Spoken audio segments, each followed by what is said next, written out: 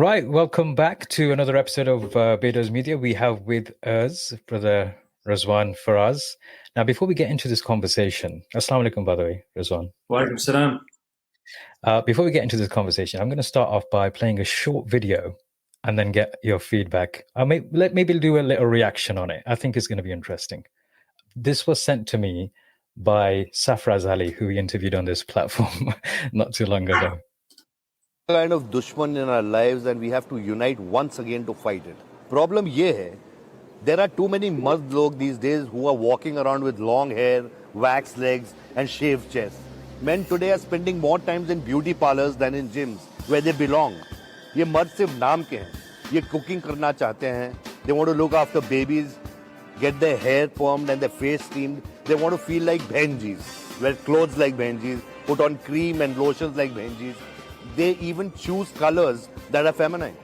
Tell me, yaar, what is wrong with you guys who want to wear purple, pink and mauve? Ye manly nahi hai, yaar. Girly hai. Bharat ke mardo, we are in danger. Losing our gift, manliness. So let's not grow long hair like shampoo models. Let's not perm our hair or use curlers in our hair. Let's not shave or wax our legs and chest.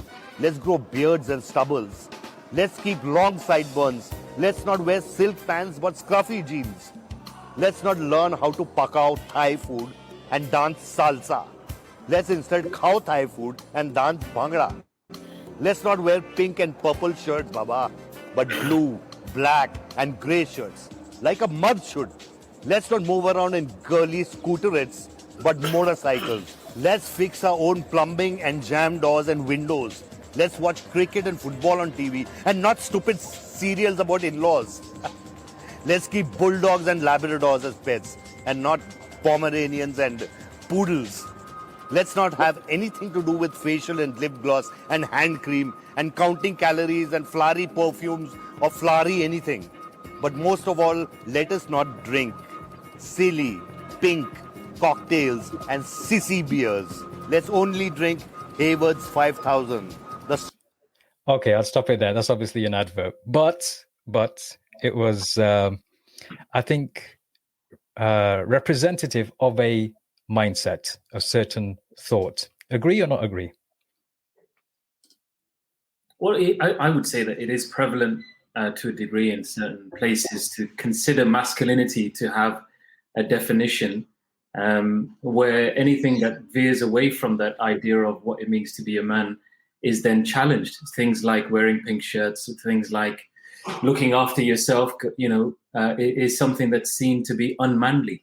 But perhaps the question has to be, what does masculinity actually mean before we actually think about whether 100%. It's even misunderstood? Absolutely. So let's start off with that, because I think that's going to be the premise of the whole discussion, isn't it? What is meant to be a man?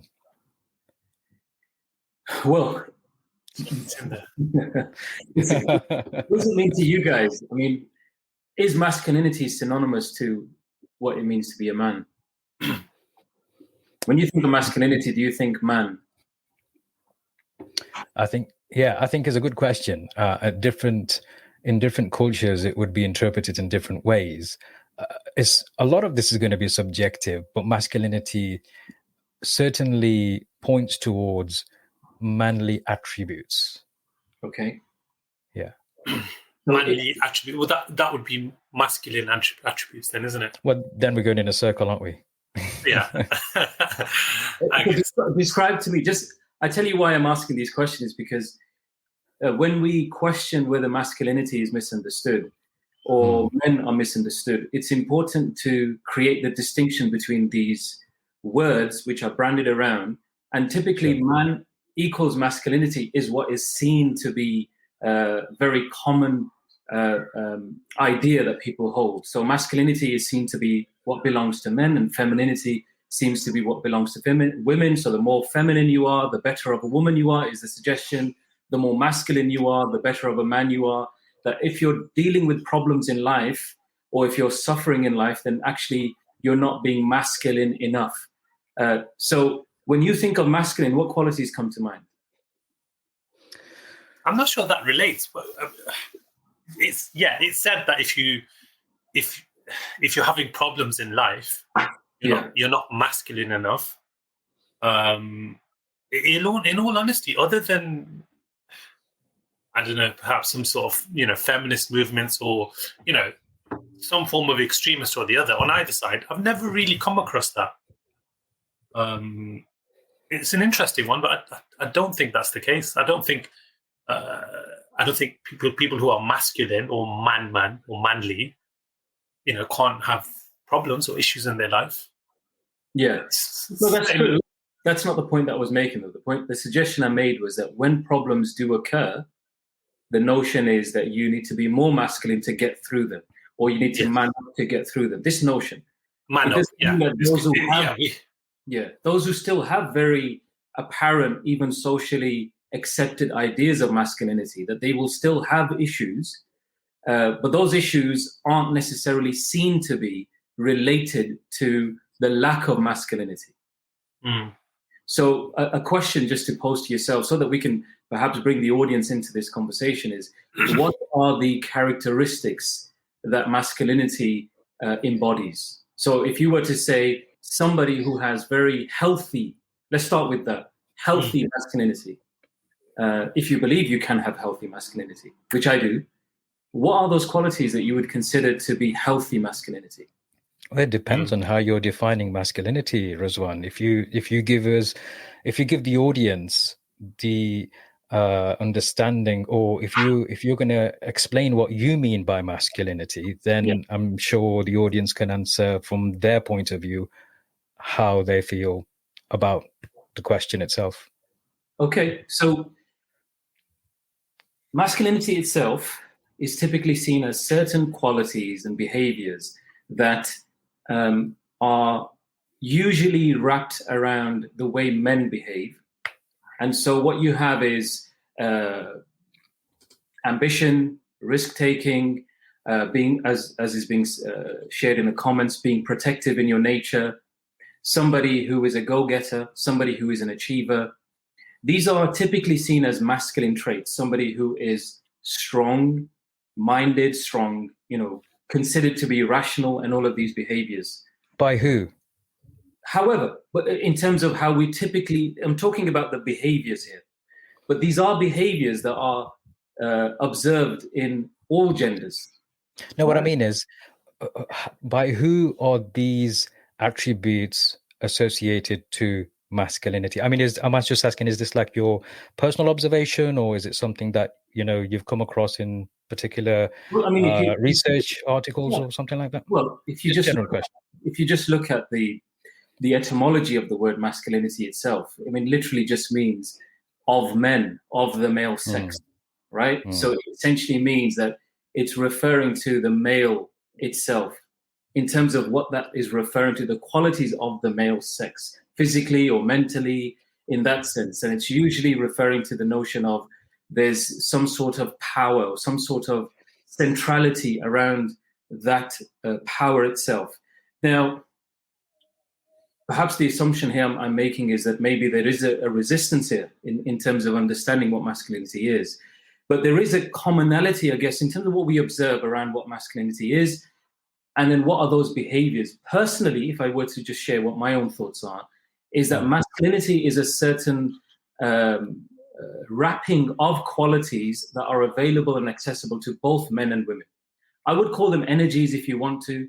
The term masculinity, although it's used in such a way, when people say, oh, to a woman, or you're being very masculine in your behavior, what they're suggesting, if we were to look at it, they're suggesting that you're being more male-like, as opposed to you have got certain quality that should be celebrated.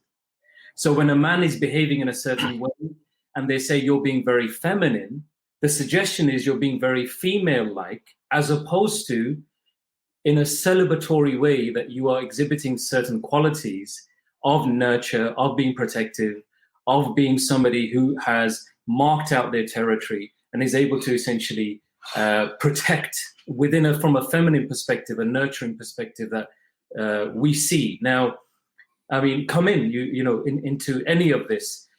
We as humans have a mother and a father, and that's the first experience most of us have with what is a man and what is a woman. Carl Jung talks about the imago, as the first impression that you have of a male typically is given to you or distorted by your father.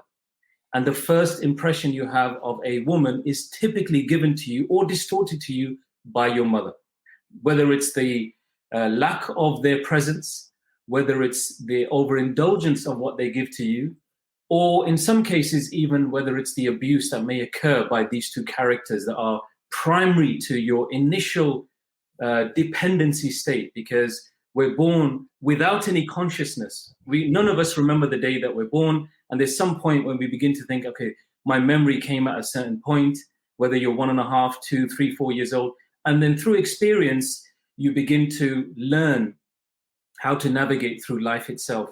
And so in some ways, one of the things I've come to appreciate is that we're all made up of certain qualities that are accessible to us. If we lean on one more than the other and we become locked into those qualities, typically if we see them as masculinity, for example, whatever masculinity is, let's just for a moment accept that masculinity are certain qualities around ambition, around risk-taking, around being strong. Those qualities are not exclusive, in my opinion, to the male, to the man. They're not exclusive to him. Yeah, agree. They are completely accessible by women, and arguably a healthy individual knows how to oscillate and move according to the context that they're in to whichever qualities they need to then exhibit. So for example, if a child comes to you, your child, and they are very upset, as a father, we can sometimes, even mothers, we can typically reprimand them, criticize them, and we've done this and I've done this. But at that moment in time, maybe the child requires understanding. Maybe they don't even require any wisdom or any teaching. They just simply require for you to sit with them and help them feel safe again. Okay. Yeah.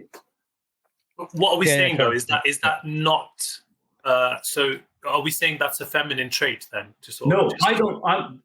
I would say that in terms of the usage of the word feminine and masculine is, in my observance, wrongfully been used and attributed to man and woman, which then means that certain behaviors are seen. If we give the example of Rasulullah sallallahu alaihi wasallam, the Prophet of Islam was someone who overtly cried openly in the prayers.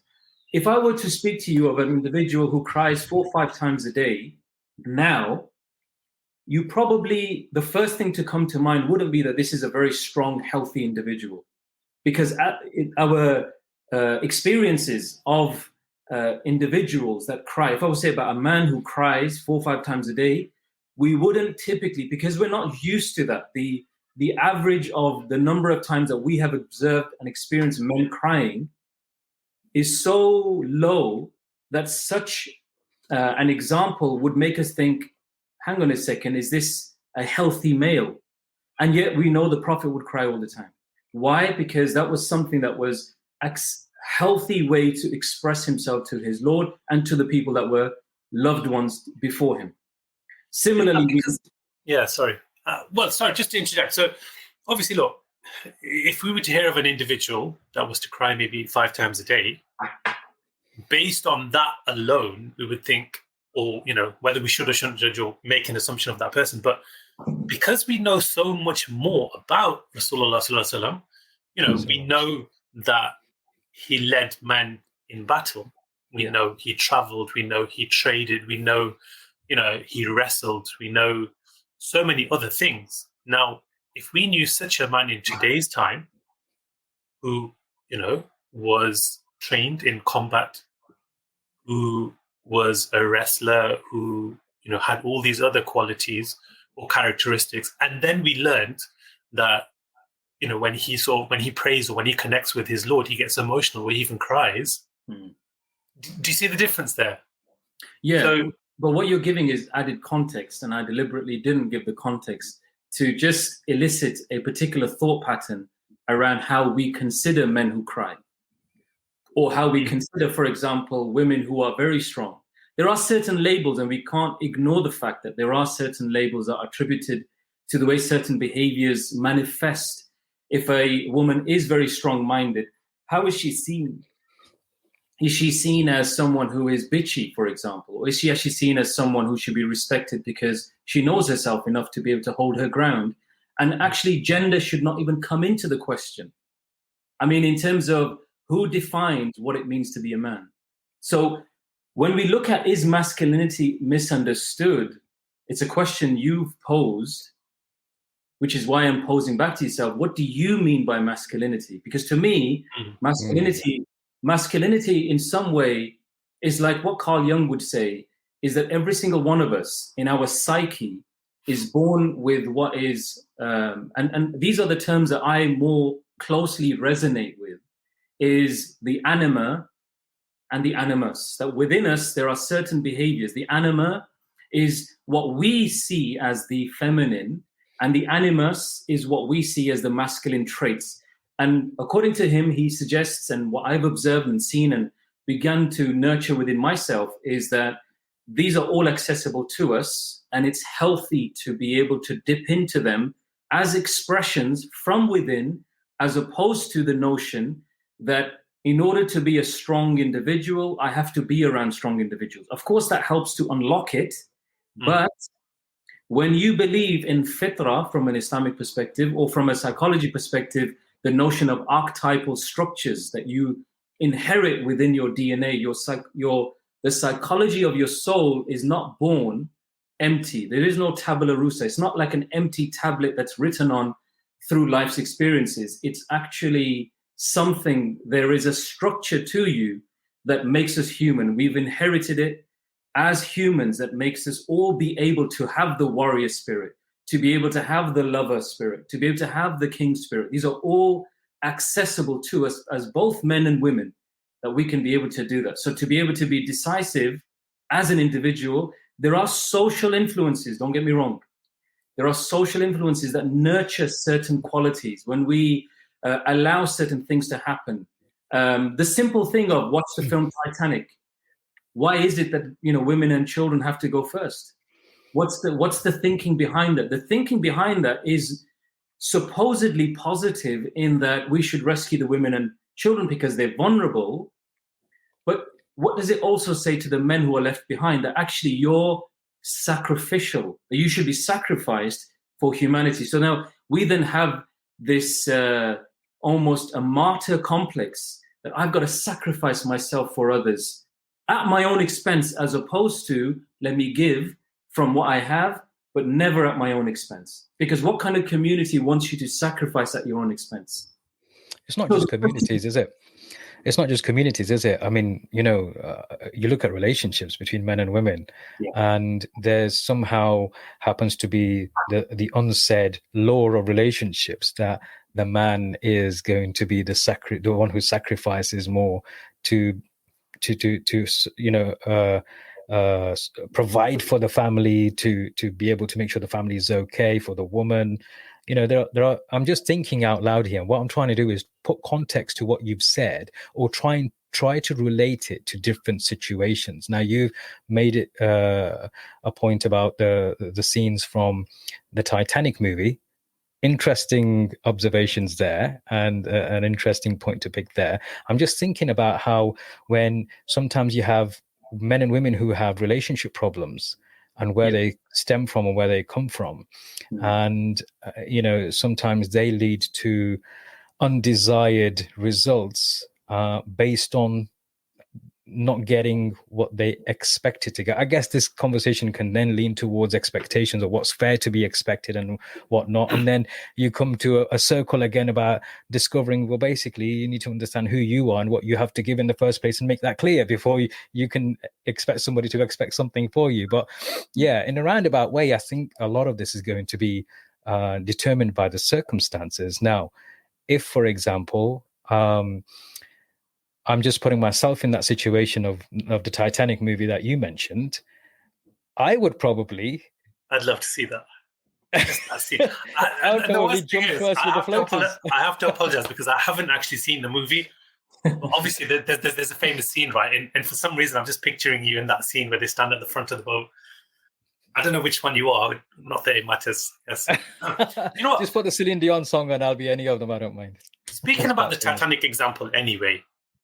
So So women and children were rescued first, right? Is that how it went? Okay. Masculinity, femininity, all this stuff aside, how does that play out any different in any sort of society? You got to ask that again. Sorry, I missed that. So you've got men, women, and children on this sinking ship. Yeah. Now, it's decided that the men are going to protect or rescue the women and children first, whether it's decided or whether it's just a subconscious thing. In what way could that possibly play out any different? Now, what would you do different if it was yourself? Okay. Well, I mean, should it not be based on who's got more value to society? I mean, this is a philosophical question. This is an ethical question.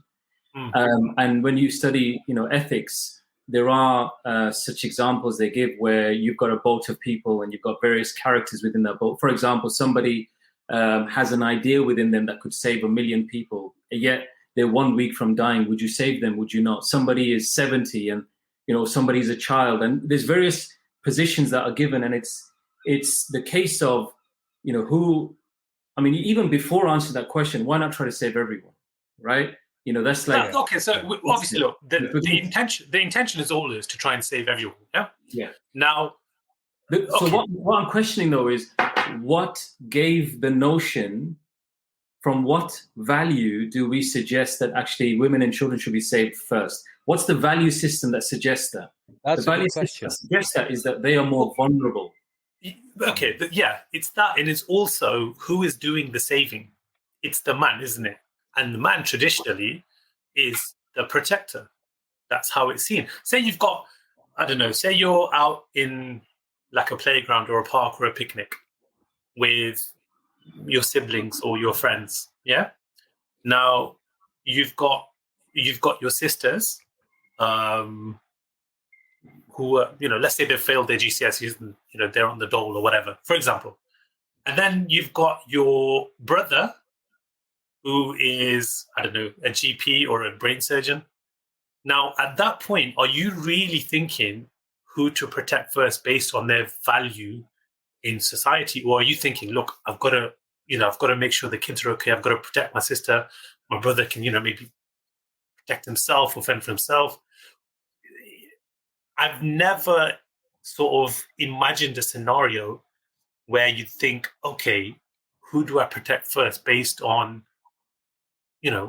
what they contribute to society or what their value is or anything. Yeah. It's a good way of looking at it. I mean, I'm not suggesting that should be the framework. I'm suggesting that's an alternative framework. Okay. But the framework of women should be saved first is the one I'm questioning. And what that does, the reason why I'm questioning is, what does that mean to men? So, for example, we know that more men are killed by men than women are killed by men, right? So this notion that women are suffering more by men than men are suffering by men is not right. But we do know that women are suffering at the hands of men, but there's an element of that suffering that ignores the impact that it does to other men also, right? So when we, for example, send people out to war, things are changing. We know that. We're in a day and age where things are changing and evolving. But when people go out to war, the notion is that men go out to war, women protect within the home. Okay, when there's a battle, you go out there. Things are changing. The terrain is changing. Should it? Does it need to? Well, and the societies themselves are evolving and becoming less dangerous, the need for that toughness is diminishing. But to help society, you want to have both men and women able to protect themselves. So if you're going to question how society sees protectiveness, then maybe we need to invite both our daughters and our sons to participate in self-defense classes, because who said that men have a commodity over protection? And there are going to invariably be times where your daughters and your sisters will not have a chaperone. Rizwan, do you feel that the term masculinity has evolved over time? If so, how? Well, masculinity is a very broad term. and what's happened is now you've got adjectives to explain the masculinity. Toxic masculinity is typically seen as someone who exhibits certain qualities suggested to be typical to the type of male who is, again, this is a term that's been drawn out by certain feminist movements. I personally do not favor the term toxic masculinity. I think it's just it's just essentially toxic behavior. It's toxic humans. And there is a pattern, however, of behavior around men who think, right, I'm a man, so I deserve to have more attention in this conversation. I'm a man, so I'm going to be more rational. Or I'm a man, so I'm going to have all of these things. And that's not necessarily a good way of looking at it. I think masculinity, in my opinion, going back before, is a type of behavior accessible to both men and women. I think it's becoming more and more a redundant term because it's associated behavior with just men. What we've got to look at is, what does it mean to be a healthy man? Are men misunderstood?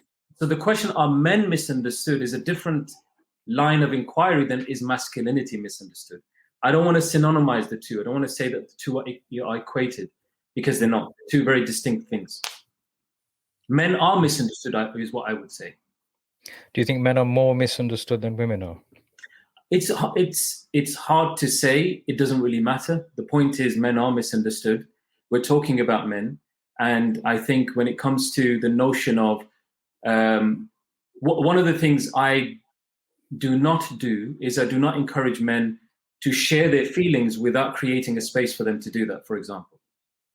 Okay. Because as a society, you're placing way too much emphasis on the individual to nurture themselves by being vulnerable, by giving their vulnerabilities away. But where is the places where that would be accepted? So we can't encourage men to evolve without actually placing a responsibility on societal structures to capture that evolution. Because what if there's people like us who are from our communities?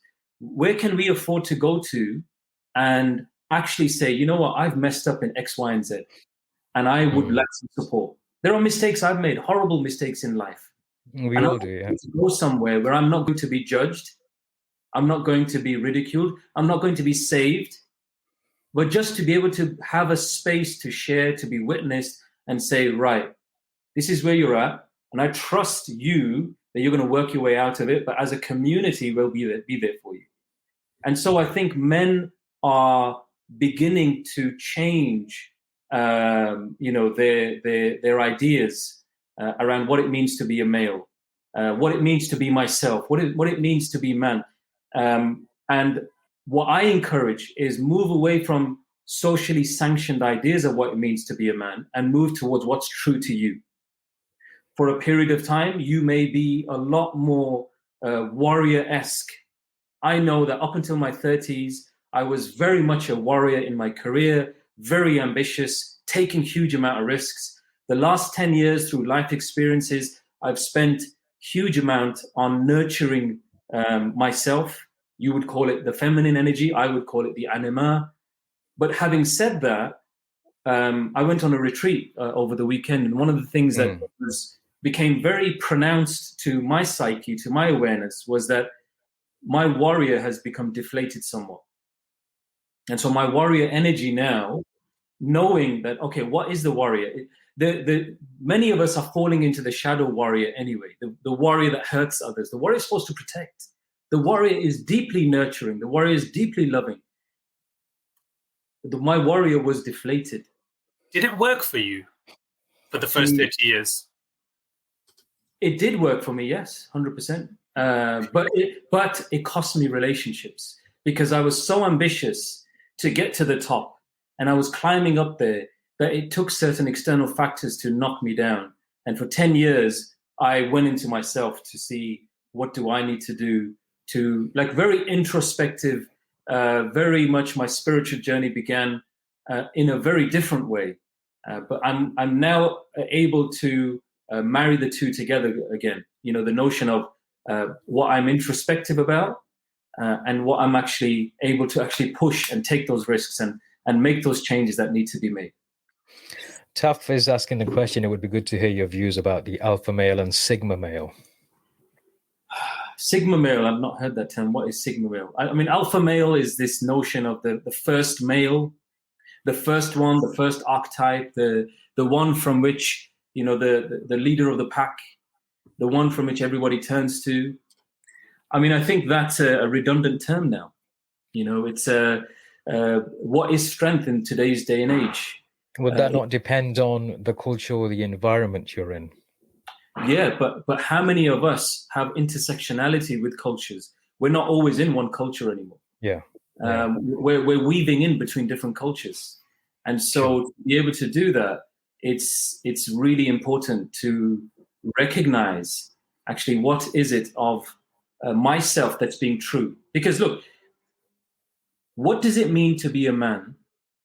Arguably, is the same question. What does it mean to be a woman? And arguably, the central question behind those two questions is, who am I? 100%. Yeah. And so to answer the question, who am I, you can answer it in two ways. The first way is you can answer it as though you are a defined being that achieves things. So I am a father because I've got 3 sons. I am somebody who was a teacher. I am somebody who loves me. So we're talking about the things that we love, or the things that we've achieved, right? But actually, one thing we know for a fact, above everything else, is that every single one of us is unique. There's never going to be another Majid, right? There's never going to be another Majid. There was never one before you. There's not any other one right now. And there will never be another one after this. They could have the same clothes as you. They could have the same glasses as you. They could have the same style beard as you, but it's not you. You're unique. It won't be the same mustache. I'm seeing mine's growing. Right? And so with that in mind, it's very important to recognize that in terms of the notion of who am I, actually the question isn't who am I? You can never answer that. The question is, who am I not? That's a good question. I'll tell you where I see this going wrong is... What's going wrong? This whole who am I, how am I, what am I not? It makes for a very, very messy society. And I don't want to give this whole LGBTQ WTF whole situation as an example, but that's the kind of doors that you open up. So I guess my question here is, and in my head it's a fairly simple question, is that man being masculine and woman being feminine has worked. It's worked for define work. Centuries, many centuries. Okay. Let's just see if it's worked. Men are 3 times more likely to commit suicide above women. Yes. Men are more likely to be in prison for life above women. Yes. Men are more likely to be killed by other men in the society that we're living in. Yeah. So how is it that this notion of what we're suggesting is masculine men, feminine women is working? Yeah. So obviously the stats that you've just given us, how far back do they go? This is 2-3 years ago. Okay. So if we go 20, 30 years ago, or 60, 70 years ago, or maybe 100, 150 years ago, what were the suicide rates in comparison? I couldn't tell you. Okay. It's just a theory. Obviously, I haven't actually looked into this particularly either, but it's the fact that you said it, and I'm thinking that is the problem.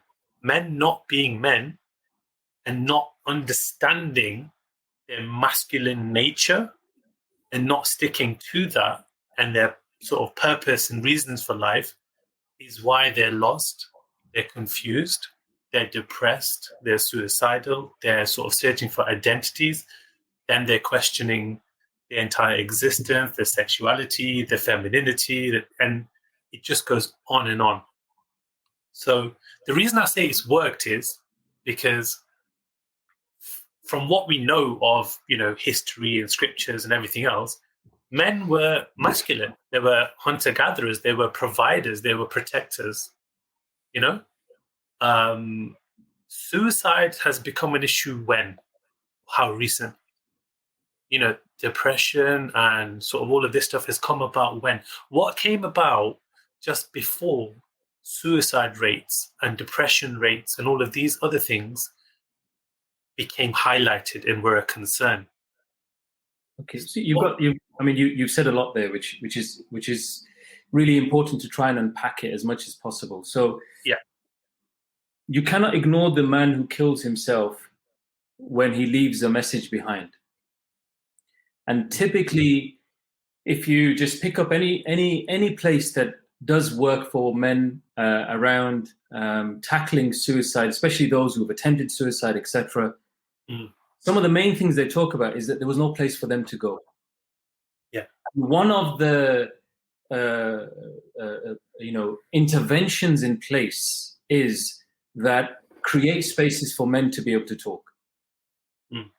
Create spaces for men to be able to be listened. Okay. Create spaces for men to be able to why you in the last if you think about post World War II, capitalism went on overdrive, and the American empire just grew and plummeted, and hugely the notion of Americanism spread across the world, and consumerism just went, and technology boomed. And with all of that, for capitalism to thrive, an individual has to think primarily for themselves. So in that competitive thread that capitalism rests itself on, you take competition out of capitalism, it's fallen apart. To compete, the man has to compete with the man next door to him.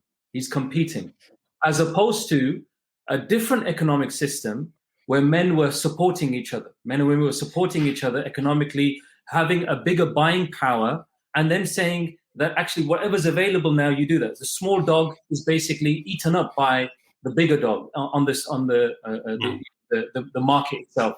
So that's a big factor that's led men to on the road of trying to fight through and survive and grow, and this notion of the American dream, which we kind of are, although we don't know it as the American dream, what we think is, I'm going to become a millionaire next year. That's that drive of doing that, stepping on other people's toes, winning by others losing. That binary narrative is something that does weigh heavy on us, because what does it lose? I'll tell you what it loses. If I'm competing against you guys, I won't go to you when I need help. Okay? I won't go to you when I need help. And if I can't go to you when I need help, what I've lost is my community. Now, it's very interesting. If you look at Maslow's hierarchy of needs, that we as humans, he suggests that we have certain hierarchy of needs. Things like food, security, love, sense of belonging. And what he suggests then is that the highest hierarchy is the hierarchy of self-actualization. That once you self-actualize, meaning you become yourself, all of that happens once all of these needs are met. But there's a very important thing and a thread. Remember, these are people who have been referred to shape education policy, to shape social policy, to suggest that how do we develop society? Well, we develop society by meeting their material needs, right? Let's have a think. The notion that people in other parts of the world who are maybe living in a hut, who are maybe, having a few goats, that they maybe cannot read or write. The notion that they have a worse life to us because we somehow have a greater GDP as a comparison to suggest that because we earn more, we're better, is a false comparison. Do you not find that's a different topic, though? How does that even relate to masculinity? The way it relates is this. Is that masculinity today is being seen as the way I am trying to progress in life, right? So the lack of masculinity suggests that you're not progressing. So masculinity, the qualities of going out there, throwing your seed everywhere, taking all of those, that's the quality of moving into the unknown. These are brilliant. To be honest with you, I've never attributed those qualities to masculinity like that. How have you attributed it? I mean, it does, irrespective of which other loads of attributes, obviously. But what you've just described, I've never attributed them to be exclusively towards, attributes exclusively towards masculinity. I mean, these are either you're ambitious or you're not. To me personally, that's just the way I see it, irrespective of whether it's a masculine trait or feminine trait, how people perceive them to be. Me personally, I wouldn't attribute them to be masculine traits per se. Well, I think maybe the confusion you're having is that, remember, masculinity is not a male trait. So it's because you mentioned, I think you said that. No. Whether it is or not, I think it's because you related it that way in the discussion. Yeah. So that's where I made the link. Yeah. So what I'm relating is that men have shown more masculinity. The foundation of this conversation first sits on the idea that there are certain qualities that we call masculine, which are the ones that men are seen. So for example, we know that men are supposed to be seen. Like you were suggesting, Khan, you go out there, the man's out there, he does his thing, he expresses himself out in the world, he's seen. The woman actually, she's in the home, she's nurturing the home, that's what she's doing. Mm. What I'm suggesting is both of these qualities are good when they're found in men and women. So if we were to continue to use the term masculinity, femininity, we will get confused, like we're getting, like maybe to be seen. Did you say these qualities to be seen, whether they're found in men and women are good? To be seen is good, yes, because you're out in your community, you're progressing, you're getting out there. You're not just withdrawn within your own home. When life comes, your life goes into the unknown. You're not just stuck in your own little place and just nurturing that thing itself. But these qualities of going out there, if we take away the label of masculinity and say, what does it mean to be a healthy man? Well, a healthy man is a man who's good at home, nurturing within the home, and is also able to protect his family when danger comes. But at the same time, he's able to push himself and take risks and go out there and be the individual who stands up and is confident with who he is and what he believes in, because he doesn't run away from danger. So the qualities that are seen to be masculine are healthy.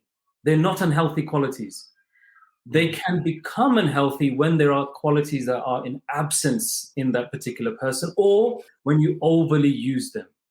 Going back to the example I was giving, Maslow's hierarchy was actually appropriated. He took it from a Native American, Blackfoot, who actually said the first quality, the first need we as humans have is the need to be me, to be authentic, to self-actualize. That's your first need above everything else. You might not have food, you might not have shelter. Those things are secondary. They do not play a part in you from being unconscious, from not having consciousness when you're a child, a baby, to attaining consciousness. Your fight is to be you. That's the first evolutionary fight. And then once your personal drive to be me is met, then the community is met. The community needs then come about. So what we're missing, though, is we're trying to achieve what it means to be a man by some socially sanctioned ideas in whatever cultural mix you want to talk about, which is essentially robbing us of who we are. It's essentially robbing me of the intuition of who I am. So the question of who I am is not something you can answer for me. It's not, a book can't tell me who I am. I know who I am. And I know who I am when I'm living into the unknown, but also recuperating in the known. So I have to be able to nurture myself and be emotionally intelligent. Research now, 100 years ago, we didn't have emotional intelligence as a concept that was heavily researched, and studies were done about how important it is to regulate your emotions. That when you're feeling something, how do you regulate them? So as humans now, look, if we do not have a structure amongst us that allows us to say, hang on a second, this is about us supporting you to help you regulate your emotions right now, then what's going to happen is you will take on the responsibility yourself. So many men have taken on the responsibility of regulating their emotions on their own. Whereas women, on the other hand, there are a lot more circles available for women. Still more has to be done. It's a brilliant quality to have, to be able to go and just offload. But when men do that, what is it seen as? Oh, you're being a woman, or you're being a fag, or you're being a gay. These derogative terms are used, or they're used in a derogative way to suggest that actually you're being less of a man. What I'm suggesting is that the qualities that define us are the qualities that we need in that moment. We shouldn't be locked into something and think that I'm always going to be a risk taker, and when I stop being that, I'm becoming less of a man, and there's something that's going to be wrong with me. Of course, certain traumas do lock us into certain behaviors. Some men will become, like for the last 10 years, I would argue that I locked myself through certain traumatic experiences into certain behaviors. When you become aware of them, you're able to then say, okay, so over this weekend, big aha moment for me was my warrior has been deflated. Like I had that warrior for 30 years through life's experiences. We had to be that warrior, get out there, fight, learn how to protect myself, all of these things, take risks, put my life on the line for certain things. But what happened the last 10 years? I was trying to regulate myself. I was trying to, but I was doing it all on my own. I wasn't doing it with the community. I wasn't doing it with people that would support it. So it's about creating a community that allows individuals to come as they are, come as you are. That's all it is. Come as you are. And trusting that when we're talking, that if you right now think I need to be tough to get through this moment, that's your way of getting through it. That's fine. I'm just, I just get confused why even the terms masculine or feminine even have to be used in such circumstances. Sometimes. I agree. That's for me, a lot of this has to do with your strengths, your weaknesses, your unique attributes, and how to tread through life. And for me, it makes no difference whether the term masculine and feminine is used. And oftentimes, I feel that it's overly used. Some of these terms are. I mean, let me ask you the question. We hear the word feminism as well on the other side of the coin. Do you think that played a role in how men see themselves? Feminism.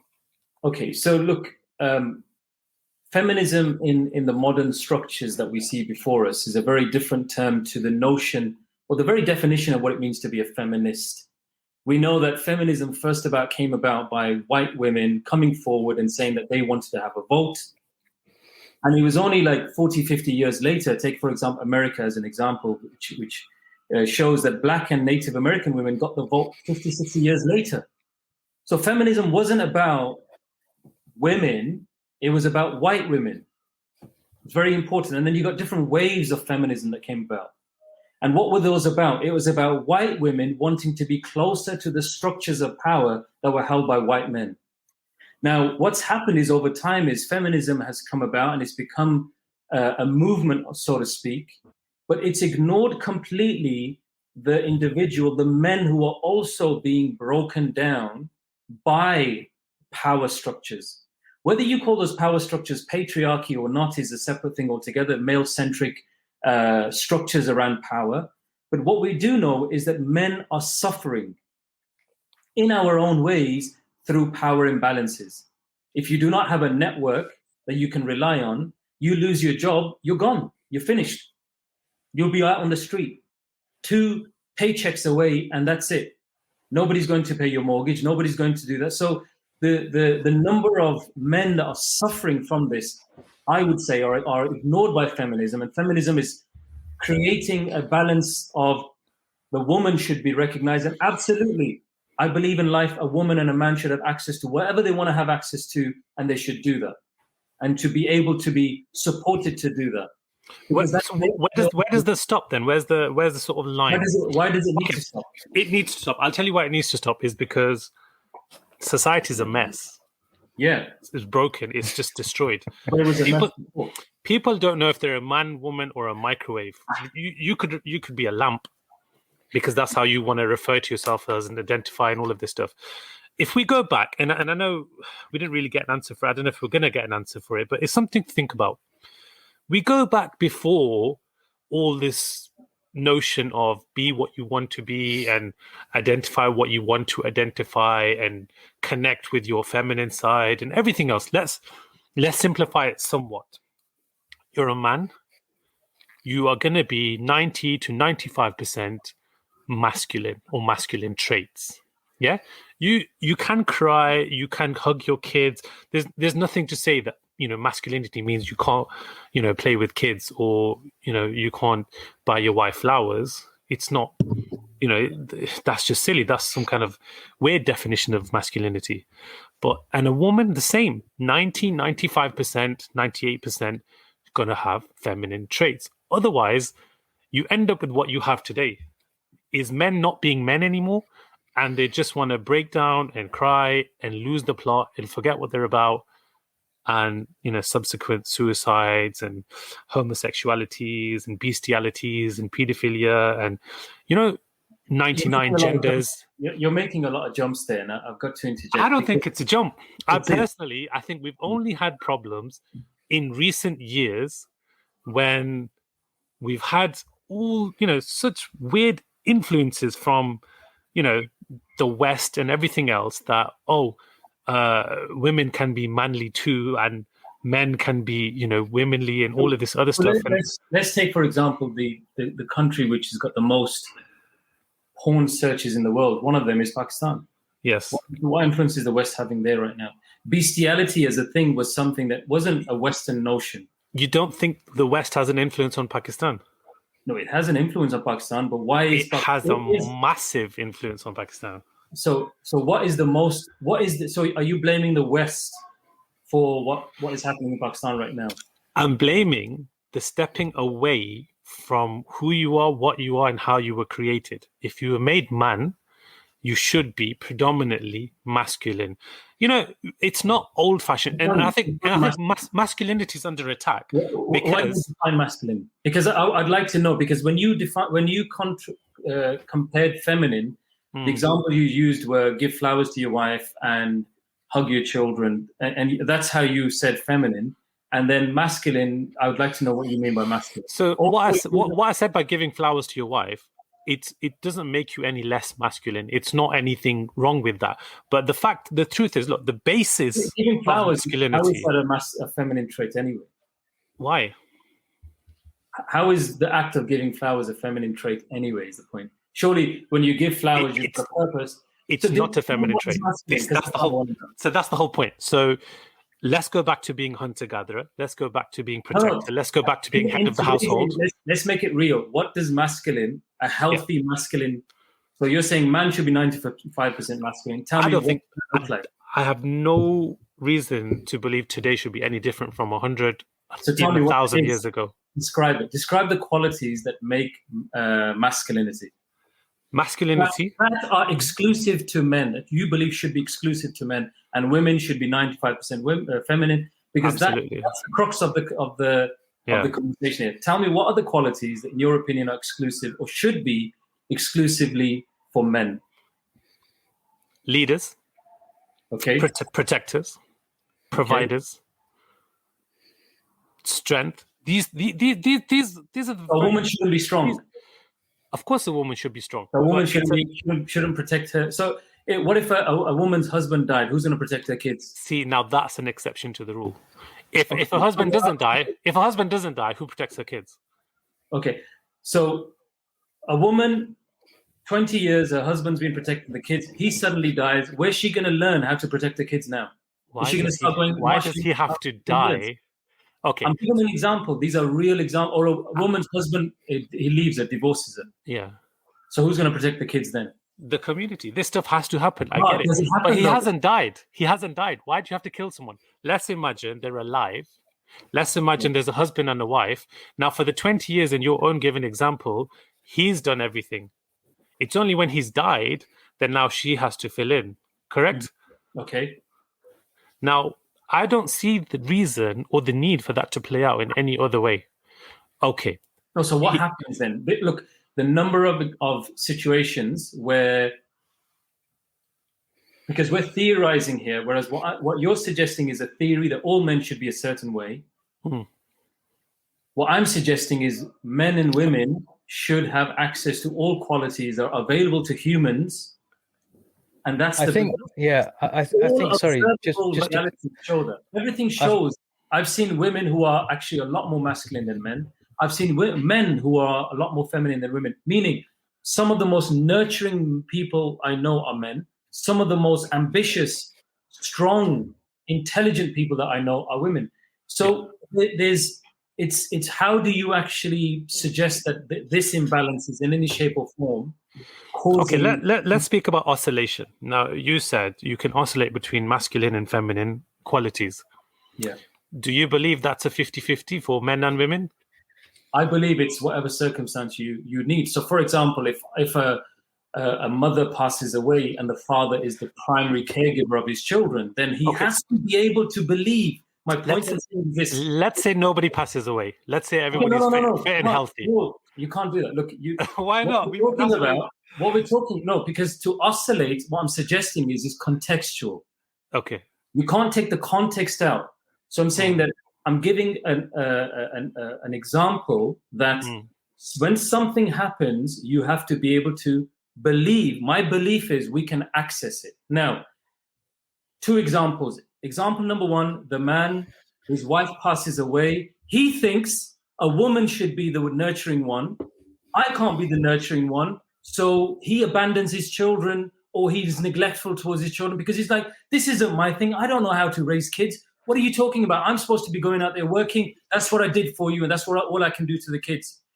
What he's going to think is that to learn nurture is an extrinsic endeavor. It's funny you say that, because the most of the time, the men that are abandoning their children fail to be masculine. No, let me just finish this point, because again, you're mentioning a counterpoint that's not related. I'm saying that, do you believe that when you need to protect your children, so 2 examples, 2 men, first man believes that the woman is the primary caregiver, his wife's passed away, so now he thinks, where am I going to learn how to caregive?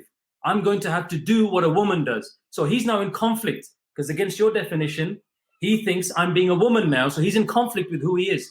The other man believes these are qualities that are accessible to all of us, so all he's saying is, right now, I need to be caring. Right now, I'm not any less of a man if I'm caring. That's all I'm saying. So I don't think that fits. move with your example. You move with the times. When that same man steps out his door and a lion is coming, or a dog is coming, or an attacker is coming, he can't be like, here's some flowers, let's sing Kumbaya. No, you need to hit hard in that moment. You need to be able to have that fight in you in that moment. Why can't she have the fight? Of course she should as well. Why is she not protecting you? Why are you not, why are you not showing your feminine side and hiding behind your masculine protector of a wife? Behind? Who says feminine hides behind? Okay, so in your instance, when the dogs come, why has he risen? No, the example I gave was when a man his wife has passed away. But even if you look at the time of the Prophet ﷺ, there were women. You gotta kill people, man. Let everybody live. In the time of the Prophet, there were women in Mecca who were in an economy which was where men would go out and they would earn through caravans. How many men didn't go to battle? Listen, the economy system in Medina was different, where the women and men would go out to the fields collectively and work. The women of Medina would mock the women of Mecca, saying, we fight with our men. Whereas you guys just beat the drums and nurse the men. You had women from Medina with spears who were able to fight. Famous women in Islam who would actually learn to fight. Khawla, a famous example of a woman who was actually, people mistook her to be Khalid ibn Walid. That's how ferocious she fought. Is that an anomaly? Or is that a woman who was living truly to who she was in that moment in time? Because she's in the battle, she had to fight. So what is it an anomaly? Yes. Where I agree with you is we have a lot of battles. And what as men we must not do is forego our masculinity or our strength and our risk-taking and nurture the inner self we shouldn't be at the expense of it. I'm a lived example right now of 10 years of trying to nurture myself. And suddenly it dawned on me, hang on a second, a lot of my issues over the last 10 years were because that warrior spirit was actually depleting, and it was slowly deflating. And that apparent realization meant... Did you believe in those first 30 years that you can't hug your children? You have to be ambitious and driven all the time?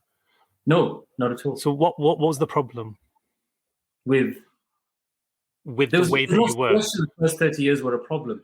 The suggestion I'm making is that the warrior element of within me deflated and the nurturing side of me grew, but that imbalance, I'm seeing it in a much more of a pronounced way now, right in front of me, that what's happened is there's got to still retain a strong warrior. Because what happens is when we become community focused, when we become people who are like, we've got to nurture ourselves. The spiritual path is a very, very nurturing path. The path to Allah is a path away from the known. It's a path into the unknown. You can't be the warrior with your heart. You have to be the lover with your heart. So the realization for me is that I became somewhat locked into one, and the last 10 years I've spent nurturing that inner exploration, but actually my warrior energy was deflated. And now that realization has come that, that's what was happening, because things don't become apparent to us. And that now that it's become apparent to me, what I've learned from my own experience, and at least observably, is life is such we shouldn't get locked into one of them. We must be able to oscillate. What you're describing here, two things I picked from yourself that I agree with you. Number one is society is brutal. So don't you dare let go of the qualities that prepare you for that society when you meet that society. Two is the realization that actually, as individuals, and this is where I agree, retaining those qualities when you're out there and maintaining the qualities of nurture when you're within your own home, there's no contradiction between the two. You're wrapping that all as masculinity, but what I would urge you to consider is actually what you're describing is elements that is the nurturing side of things, the loving side of things, the grateful side of things. Like gratitude is to be able to just sit with yourself and say, I'm okay as I am right now. It's that healing energy. To be able to give your children that space, to be able to give your loved ones that space, to be able to give yourself that space is a quality that I'm sure you've accessed in your life. I'm okay. You're grateful. You sit after prayer. You sit in the mornings. You sit whenever. You do your dhikr. You say alhamdulillah. You do these things. And what you realize is actually there is so much that I am okay with. It's that inner journey. What we're measured against is not that, because that's immeasurable. What men are measured against is how many companies have you formed, how many OBEs have you got, or if you can get, I don't know, whatever, right? Those are the... See, you mentioned earlier that the guy who's the CEO and earning millions, is more masculine than the guy that lives in the hut that has goats. Okay, so there's an example. You gave an example of someone who lives in a hut and he has goats and cattle and maybe on a mountaintop. Bro, that dude is more masculine than any suit wearer in... You're actually making the same point as me. What I was saying was the men in those parts of the world, who's to say that they are any less than the men in this part of the world who may apparently have succeeded more materially? That's the point I was making. That materially, measurably, this person has a 200 or £1 million house. That person has 4 walls, a hut, and a little oven in the back. Who's to suggest who's more of a man materially? So in this circle, materialism probably doesn't trigger much thought about whether one person is more of a man or not. But in the common circles that you see around, and how youngsters right now, what does it mean to be a man? The Instagram world, the TikTok world, what is it all about? It's about what I'm going to show you I have. Can you like the fact that I'm in front of a Ferrari? Can you like the fact that I've got the latest watches and I've got the best, bags and the designer wears? These are all about being seen. and validated qualities that are not healthy, unhealthy qualities that both men and women are showing. So it's about stepping back and realizing these material, if you take the material dimension away, you have a much more healthier idea of being a masculine. Now, sometimes in life, through context, through your own responsibilities, you're having to show a lot more of those qualities of going out there and having that warrior energy. And I'm saying that's perfectly fine because that's what's right for you. But it might be the woman who has the warrior energy or wears the pants in the house. Is that what you're saying? And that's fine, yeah? Well, what I'm saying is the notion of wearing pants is, again, suggesting that she's being a man. Because that's what it suggests. That's what it's yes, exactly. And that's what I'm saying. If it's truly 50-50, sorry. No, it's not 50-50. I'm not saying that's the case. Well, let's go by this whole oscillating, example. And you gave the example of the one woman that fought alongside the Sahaba, whether she was an anomaly or not. No, not one woman, many women. It was not anywhere close to 50-50. I mean, I've not heard, and not that I'm learned, but that's an irrelevant point. I'm not aware of any Sahabas that were homemakers or more, oscillated more towards the feminine traits, or what I would refer to as feminine traits, and stayed home while, their wives were what I would refer to as masculine traits. I mean, I can't think of any one such example. But why are you suggesting that? Who's suggesting that that's actually what should happen? I mean, there might be cases where a man can't work and he's going to be looking after the children, which happens. Yeah. And that's okay if that happens. But who's suggesting... That is okay. Look, without killing people, without handicapping people, without sort of, any of the... Let's think positive, yeah? The husband and wife are healthy. The husband is the protector and the provider, and all of the what I would refer to as masculine stuff, and the woman is the more nurturer. She's maybe more empathetic and more caring. It works. It doesn't just there's not a case study of over a few years of whether it's worked or not. It's worked for thousands of years. What works? When you're saying when did it stop working? What are you saying it works? Because I think that's a very overly simplistic way of looking at society. It is that simple. It works. What's it? Okay, so men being masculine, men being providers, hunter-gatherers, demand not just the presence, but being strong in both in their voice and their opinion and their leadership, and all the sort of qualities and characteristics. That works. What when you say works for what? What define works? Works for everything. Works for home. Works for relationship. Works for upbringing of children. Works for society. Where does it not work? So look, if you have a situation where one partner, in the example you're giving, is bro, if you're gonna kill someone again, is the one that you're suggesting, right? Okay. And the other partner is a lot more nurturing, and that's what works for them. That's what works for them. That may work for a lot of people. I wouldn't encourage it, though. To suggest that is the model by which you go by is actually contradictory. It's an antithesis to the essence of who we as individuals are. That if you're suggesting that the soul has a masculine and the soul has a feminine, and that men have a masculine soul and women have a feminine soul, then you're wrong. The soul has no gender. So the notion is that you are unique in your being, and we're saying that whatever circumstances demand of you, be true to those circumstances. And whether those circumstances the chances of your soul or whatever being heterosexual or homosexual are just 50-50, right? And whichever way you feel inclined or want to go. What are you suggesting that the soul is homosexual? What does that mean? Okay, so if you're born male, you should seek guidance and advice and education, all the rest of it in order to be a man. You know how we say be a man? In order to be real. Look, from what you're sharing, it seems as though you've got an issue with the fact that if a man is able to move from certain qualities to other qualities, that somehow he's actually being less of a man and you've asked a question which is quite offensive, that the soul is homosexual. I don't know where that's coming from, but you've got to be able to be. It's coming from where you say, "Be true to yourself." Yeah. So when Allah, what does that mean? Allah, when the soul comes from Allah, we know it's come in a true state. It doesn't have, gender is a social construct, sex is a biological construct, right? You're born with it, you're a man, right?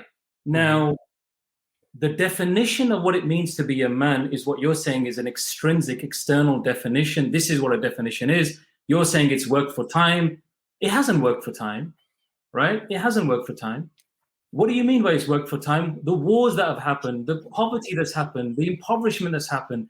How do you mean it's worked for time? There are so many countless examples that it's not working. It's never worked. What we're talking about is a lived reality of you, me. When we're around our children, we're going to show them love. We're going to sit with them. We're going to play with them. When we're out there and a fighter's coming to fight us, we're going to protect ourselves. And if I had any daughters, I would nurture them to be able to protect themselves and fight for themselves too. Absolutely. I wouldn't want my daughter to be waiting for some man to come to her and say, yeah, where's the man who's going to save me? What kind of nonsense is this? So to nurture men and women to be able to defend themselves is healthy. To nurture men and women to be able to cook is healthy. Now, if you've got a situation, for example, where the man is working and the woman isn't working, then you have a shared responsibility. You say, actually, would you like to cook? You somehow you fall into that as long as it's there. But I think that the difference between sort of being 95% and 5% and all being 50-50 is huge. Look, there's nobody says, and I don't understand. You're saying it's 50-50. I'm not saying it's 50-50. In your case, a person may well be 95 their whole life, and I'm saying that's okay. That's perfectly fine because that's what they needed. You need to actually listen because look, you're the host. You actually listen to what I'm saying. So what I'm saying to you, but you seem to be saying the same thing over and over and over. You've got to listen. Okay, let me interject, lads, because hang on 1 second. Let me just split you up for a second. There we go. Right. So what I was going to suggest is this: we usually finish within 60 minutes of running this show, and we've gone 15 minutes over almost, and it's been a fascinating discussion. I've actually enjoyed being on the sideline, we're just watching you for a change and not doing much of the debating myself. And as you know what, it's been very educational, and it's also been very thought-provoking from both sides in terms of thinking of where they're actually coming from. Where is that thought stemming from? I have questions in my mind from both sides, and for me personally, although I'm in the middle between you two on the screen right now, I'm actually on the fence on either side of the argument as well. And I'll tell you why. Personally, I think these labels cause more problems than necessary. And, masculine, feminine, these labels themselves, I think they've been overly used and they've been brutalized and they've been slapped all over places and they've been taken advantage of in some situations, and they've been used to, gain whatever people gain from using them in a negative and a positive way. Yeah. Personally, I think there are certain qualities in us human beings, and to label them masculine and feminine, comes from and will be heavily dependent on your version of the world, your education, your background, your environment, your culture, all that kind of stuff. Sometimes what we perceive to be wrong from one side may be totally fine with them. And it's like, it comes to the example of when America seems to feel that a lot of countries need to be democratized, they need democracy. And they're like, hang on, we're all right as we are, so just leave us alone. And sometimes we use these terms and push them onto others or apply them onto others unnecessary. That's my personal opinion on all these things. And this is why the question that I asked in my group wasn't just masculinity, is it misunderstood? I also asked a secondary question. Is it overly thought about and used in ways that maybe people should think about for the future? So we've come to the end of the show right now, and I'd love to continue, but I think our audience has been very active as well today in giving their opinions and sharing their thoughts. We have some people who are going to follow up and watch back, but we have to come to a close right now. On before we do, though, on just for the final thoughts. But I can hear myself back for some reason. I don't know why. I think maybe someone's got their phone on. Final thoughts before we leave. Razwan, brother, thank you very much for joining us. Before you leave and before we close or wrap the show, how do young men start their journeys, given everything we've discussed, towards becoming better, let's just say, individuals? Very good question. And going back to what I said in the beginning, I would say that remove, as you said, remove the idea of what it means to be masculine, what it means to be feminine, remove those notions and simply learn to trust your heart, because from the heart you connect with the divine, with Allah, and that is the way that you need to navigate through life. And actually, that's the first thing is that fiercely trust your heart, but surround yourself with people who are supportive of that journey, as opposed to people that will not welcome your authenticity. There's a difference between people who will encourage you to be the best version of you and people who actually want you to be them. So surround yourself with people who are good for you, your community. And if you have got people that aren't good for you, then change who you are. Change the people not change who you are, change the people who are around you, but fundamentally trust who you are. And in that trusting of yourself, you'll realize that actually this is a time for me to show courage. This is a time for me to show forgiveness. You'll know yourself what you got to do. If you trust yourself, you'll honor the fact that actually you are an individual who is unique, and you're more true to the fitrah of how Allah has made you, how God has made you, which is that none of us are the same. So nobody can tell me how I can be me. Nobody can tell you how you can be you. So trust yourself and just learn to be around others who encourage you to trust yourself. Thank you very much. Ali, do you have anything to say, or have you said it as you said enough? No, to be fair, look, when you said debate, it was never meant to be a debate. It was more of a discussion. A discussion, yeah, of course. And to be fair, it's a healthy discussion. It's good to talk. Of course it is, yeah, definitely. The second it becomes sort of like maybe point scoring or something else, it has a slightly bitter taste. So, apologies if it come across like that. It really isn't. But my own sort of opinions and stuff on masculinity, I would say that if you sort of find that you're losing it or deflating or anything else, then get inflated. It's not. I don't believe it should be so open that you can just sort of ask yourself who you are, what you are, and regardless of what answer you come up with, roll with that. I think your identity, your culture, your theology, your everything else, your upbringing, your education has to sort of help keep you grounded. And if ever you sort of, are forgetting who you are and decide to sort of be, making changes, drastic ones at that, then maybe go back a step. Okay, so fantastic. Thank you very much for that. You know what? I've actually almost forgotten how to talk on our own podcast because I've been quiet for so long, and that's a very unusual thing for me. But Razwan, thank you so much for joining us. It's been a pleasure.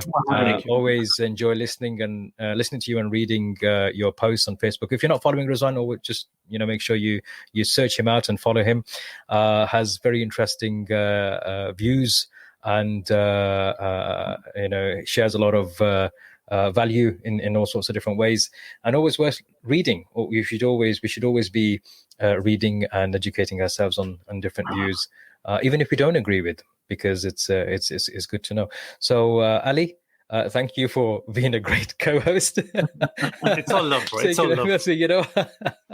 No, I really enjoyed this. Maybe we should do it once. Maybe we should do it again sometime, inshallah.